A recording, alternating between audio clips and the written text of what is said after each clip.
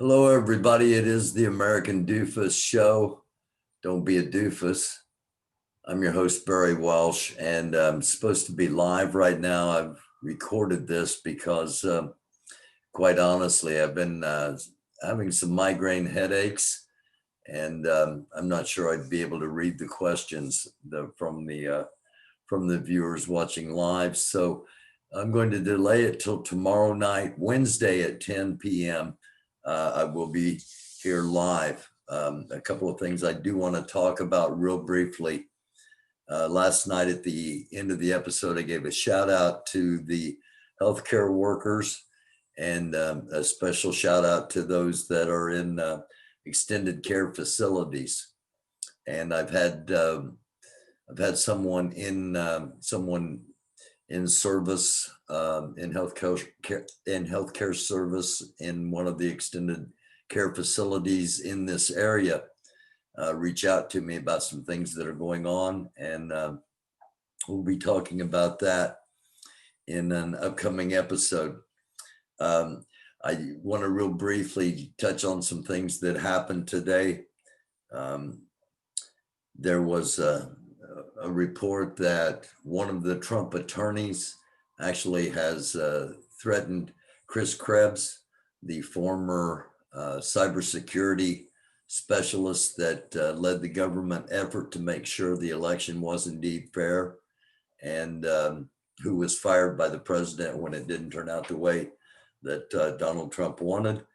One of Trump's attorneys has suggested that he be drawn and quartered and taken out at dawn and shot. So, and this isn't the only attorney threatening violence in the Trump administration. It's so bad, actually, that Georgia election officials called upon Trump himself, as well as the entire Republican Party, to quit putting out threats of violence against election officials when an election didn't turn out the way you want. And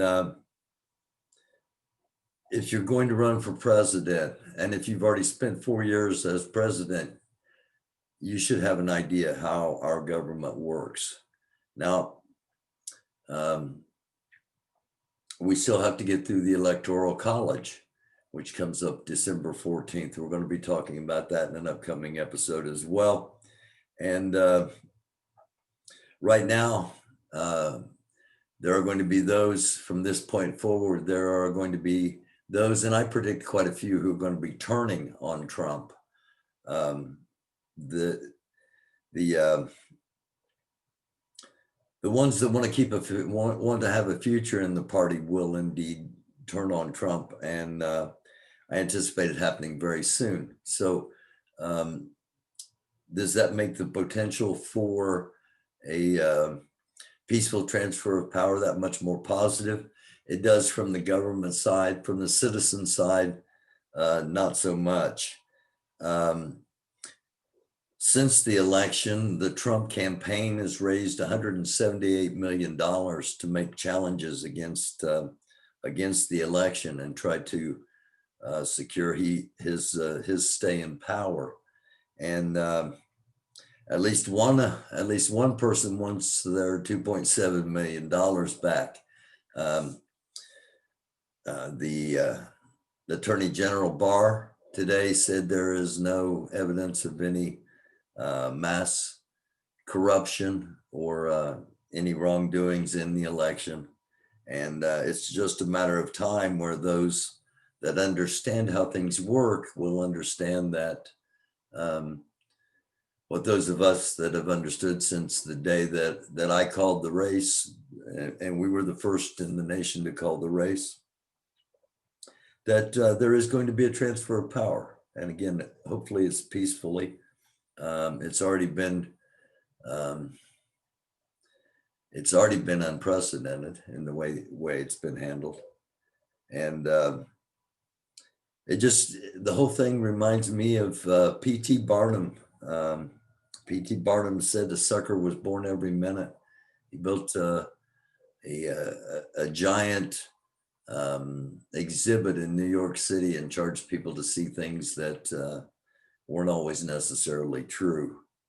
And I think we've experienced 4 years of P.T. Barnum being president of the United States, modern day P.T. Barnum.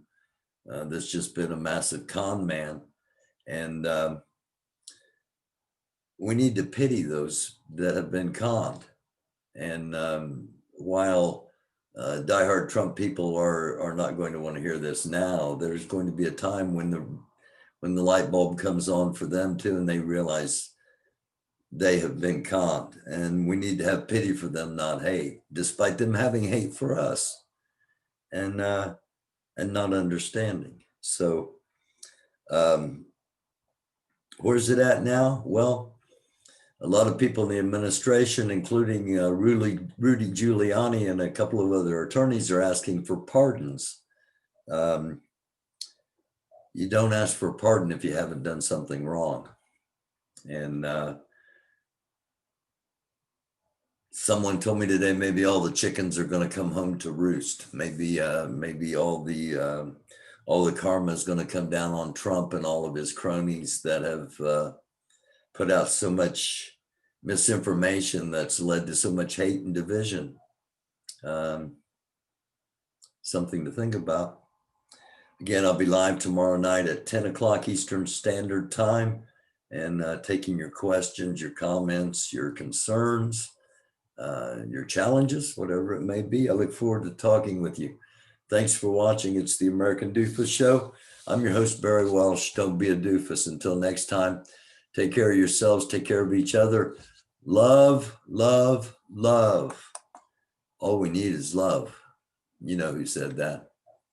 It wasn't me.